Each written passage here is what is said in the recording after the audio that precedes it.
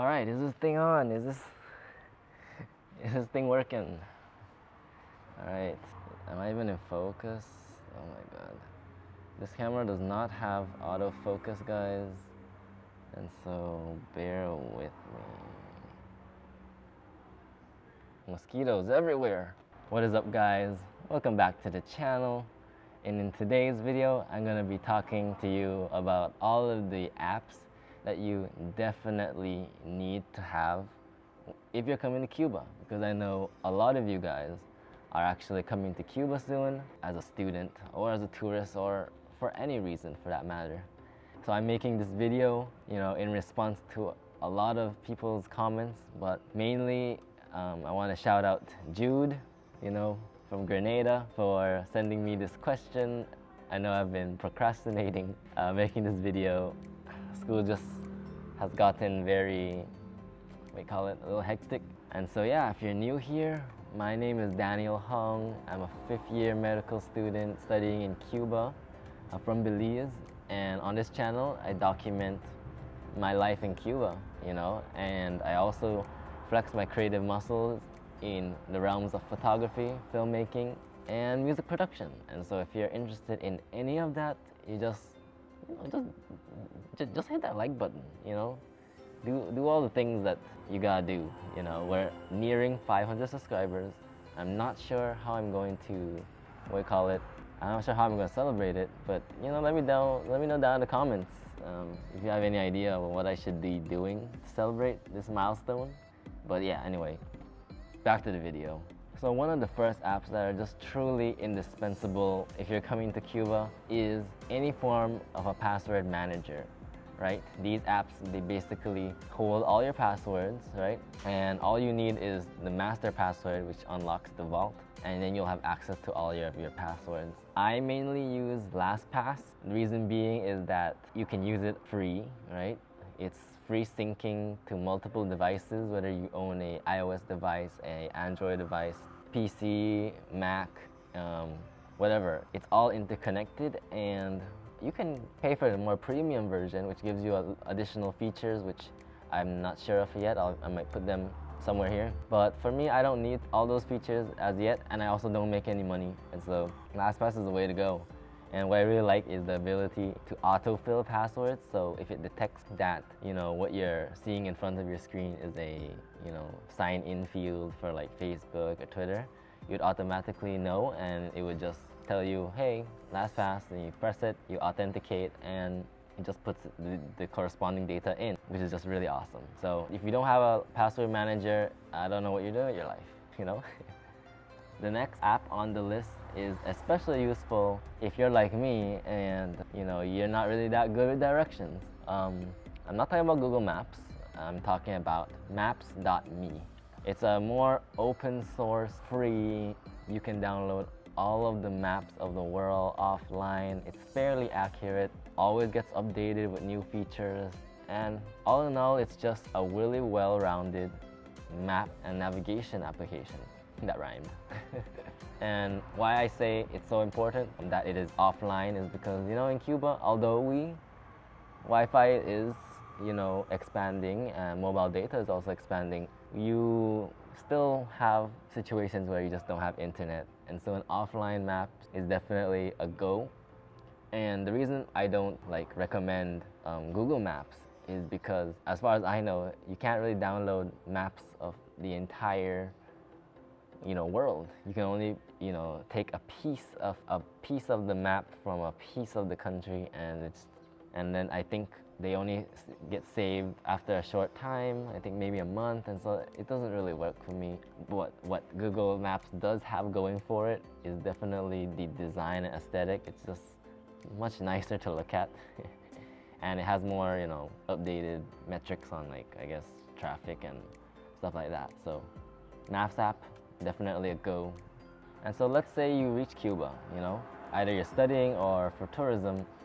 When we can do tourism again, you'll most likely not be that fluent in the language. And so some translation apps are definitely needed when you come here. There's two that I recommend. There's two that I recommend. The first one is Microsoft Translator really awesome application for translating, and I feel like it's much more accurate than Google Translate. And you can also type to it, you could speak to it, you could point it at some text and it'll just convert it. Obviously those features need internet, but for direct translation of like sentences and stuff, you can download offline language packs, and it's been fairly accurate for me.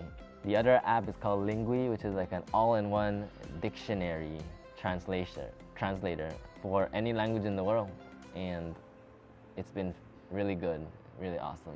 2 apps that I really recommend. The next 3 apps have to do with file management and, you know, working with documents. In Cuba, the most famous file sharing app is definitely Zapier, and that will be an app that you definitely need. It basically uses your hotspot and like Wi-Fi direct for Android, or like Wi-Fi to just connect to peers, connect to different people, and you can share stuff at pretty fast speeds because using Wi-Fi, it's not using Bluetooth. And so that's definitely needed because any moment in a given time, someone might want to send you something. Zapier is probably what they'll tell you to, you know, open up.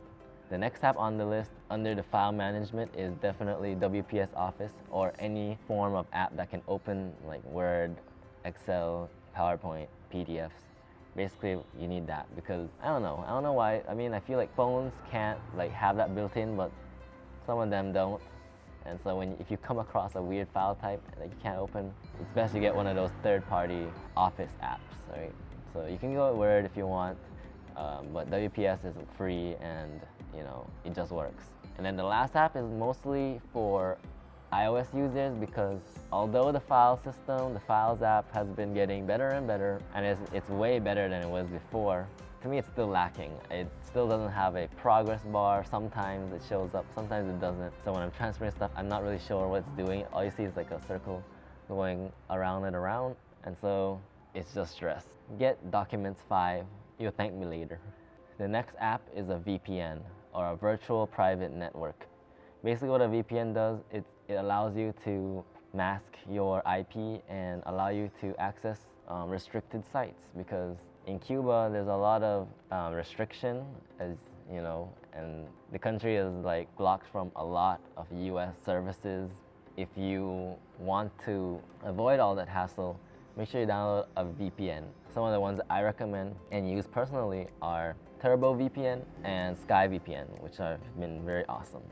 Right? Why would you need a VPN? Well, sometimes apps are blocked, sometimes websites are blocked. A lot of websites actually. But some of the ones that I found out, TikTok is blocked, Snapchat is blocked. What else? Certain financial apps are blocked. You know, PayPal is blocked, Best Buy. Some of the websites that I've been to, especially like stock footage websites, some of them just don't work. They're like, they show a little message saying, "Oh, sorry, but we cannot help you. You know, we can't work with the country that you're in." And so, VPNs, get a VPN. And segueing to the fact that internet and Wi-Fi and data and connectivity in general is usually very expensive, a lot of us like to advocate for anything that is offline. And so, for example, there's 2 apps that I feel like you definitely should need. The first one, Kiwix, right? Kiwix is an app that allows you to basically store the entire Wikipedia encyclopedia in your pocket. You do that by downloading an app, and then like on the app itself, there's like a catalog of different Wikipedia files. And so, for example, I have one right now that is like 80, 90 gigabytes, but it has text, it has pictures, and it's basically the whole Wikipedia for that year, right? Whatever year that you download it in. And of course, there are versions without pictures, you know, and just text. Those are much smaller. And there's also articles pertaining to a specific subject. So like that 90 gigs has everything in it, right? Tech, science, math, whatever you have. But sometimes you can just download the medical part of it. You can just download the math part of it. You can just download the technology part of it.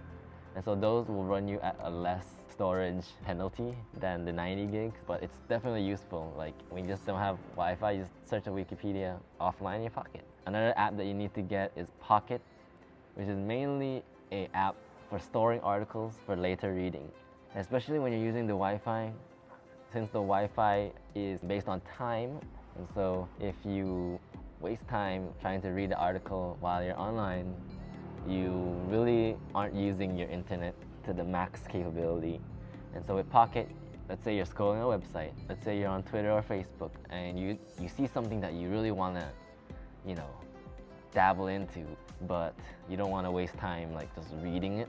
You can just share it straight to Pocket, and then Pocket will download a text-only or text and picture-only version of the article, which is really good. And you can just read it offline, you know.